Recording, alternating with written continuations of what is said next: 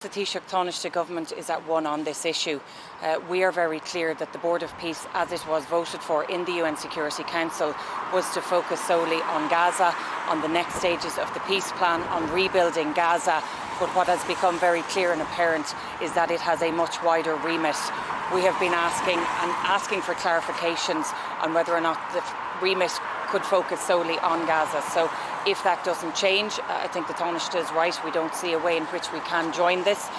We cannot join a structure that essentially would try to mimic or undermine the UN Security Council. However, if the remit of the overall board changes and the focus is solely on Gaza, of course our priority is to do everything that we possibly can to move what is a very, very imperfect ceasefire in the stage one onto the next stage where we can support what a long and just and lasting peace looks like.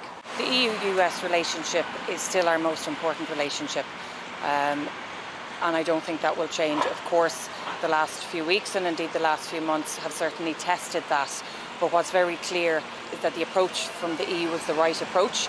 The first and foremost thing to do is to engage, to negotiate, to engage in constructive dialogue, but to be firm in our beliefs and to be firm in pushing back where we believe our friend and our colleague and our trusted partner that they are not doing the right thing here. So we will continue to work with the US. Of course, from an Irish perspective, the US relationship is one of our most important relationships. We are a member of the EU first and foremost, but after that, it is our most important trading partner. It is our most important partner in terms of our people-to-people links, our cultural links, our diaspora. And so we will, of course, use the coming weeks and in particular St. Patrick's Day visits to reaffirm that and to make sure that we continue to strengthen those ties.